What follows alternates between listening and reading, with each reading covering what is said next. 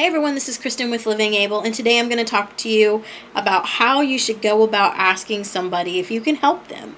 This is a very important topic to me. I talk to a lot of you guys out there in the disabled community about this. I do believe that this video is for everyone. Honestly, I feel like these tips that I'm going to give you apply to everyone in every situation, no matter what you're going to help them with. But I feel like sometimes with the disabled community that these things can be overlooked for whatever reason. I don't really know what that is. But I do feel like this video should just be common sense. And I wish that everyone could see it. So please feel free to share this with whoever you feel it would benefit. I wish, honestly, I could get it into everyone's hands so they would know exactly what could be going through our minds when they go about asking us to help, and that kind of thing. So I really do hope that everyone finds it beneficial, as I think it will be. Now, the first thing that I want to say is when you're going to ask somebody if you can help them, the first thing that you should do, no matter what, would be to be looking them in the eyes. It doesn't matter who it is. Even, honestly, somebody that is seeing impaired, you do want to get in front of them. That way you are looking at their face, and so they could be hearing you better when you're in the front of them. So this also applies to those that are seeing impaired, hearing impaired, or just simply, in a wheelchair like me. And honestly, I would say for somebody else that is able-bodied as well. I think that this should be common sense to do that. But I don't feel like it happens a lot. When people are asking me if they can help me, I feel like a lot of times they're already behind me. So they tend to ask me from behind, and I'm gonna already have to turn around to see if it's me that you're asking if you can help. So help us both and get in front of me and look me in the eye, so therefore I know that it is me you're speaking to. First thing that I would suggest. The second thing I would say would be to acknowledge to the person that you know that they could do whatever it is that you're going to offer to help them with, whether it be to push them, or to help carry something for them, or get something off the ground.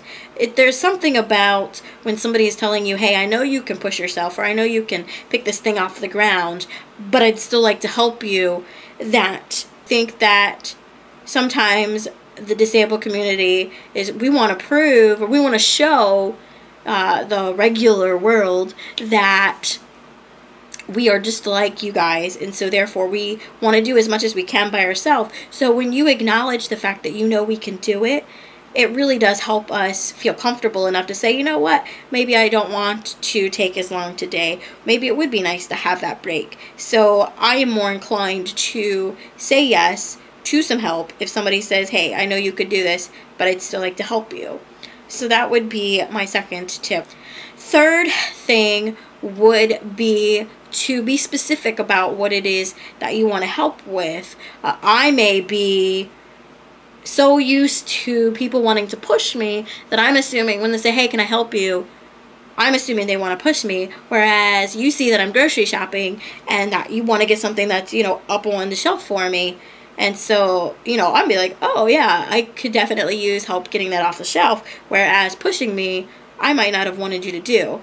So it's really nice to see, to be specific about that. Also, sometimes I think people are just used to asking somebody if they can help them, that they're not even sure what they're honestly offering to help about. It seems kind of silly, but I had a friend of mine that said she was on her lunch break and she was reading a newspaper at a table, and somebody came up to her and said, hey, can I help you?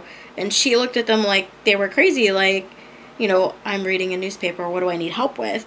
And so I think, that person had very good intentions, absolutely, but they weren't really thinking about what it was that they wanted to help her with. So it just ended up being awkward for both of them, because they just said never mind and walked away. But it was like, what was that about? What did that person see as the need? So that'll help. Being specific will help you both realize what it is that you are wanting to help with, and what you see as the need that maybe the person doesn't see as the need.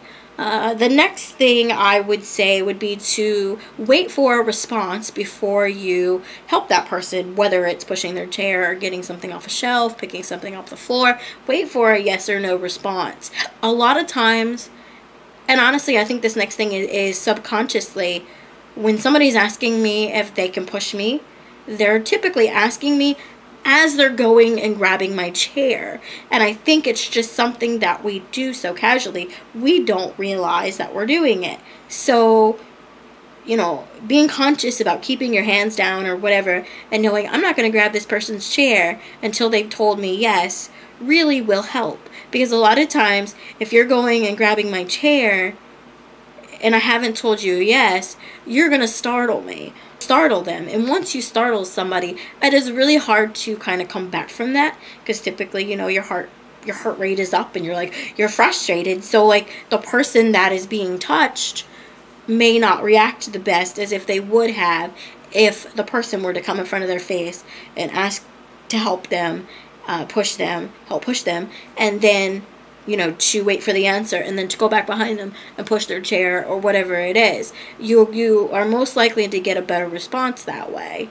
Because I think that could be part of the reason that a lot of times we may come off as mean when really we're startled because you've already touched our chair and you're starting to push us. And to go along with that is, if you're going to ask somebody if you're going to push their chair, there's a couple of things that you need to be aware of. One is, don't run with our chair. A lot of people think it's funny to say, hey, can I push you? And they run with the chair like a 2-year-old, which, you know, that's fine if you're asking a 2-year-old if you can help them. One thing, we have heard it so many times, it's not even funny anymore. So to think that you're the first person that said, hey, can I push you? Like a plane, you know, runs off with us, it's just not. So anyways, just be conscious of that. You're scaring us, really. Our wheelchairs, while they're not a part of us, they are a part of us in the sense that if we get going too fast, it's like you're essentially coming up behind us and literally scooping us up off the ground and running off with us. So that loss of control is a huge deal. So I just really ask you to be aware of that when you are going to ask, especially to push us. That's a huge one that people do want to ask, and I'm glad that they do want to ask. That's great. I would much rather be in a world where people will ask than a world where people won't ask.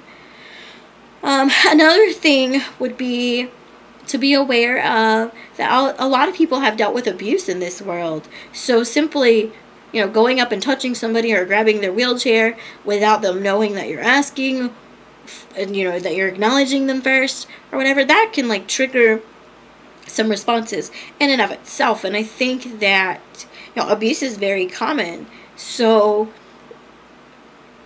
I think that it's just a general good practice to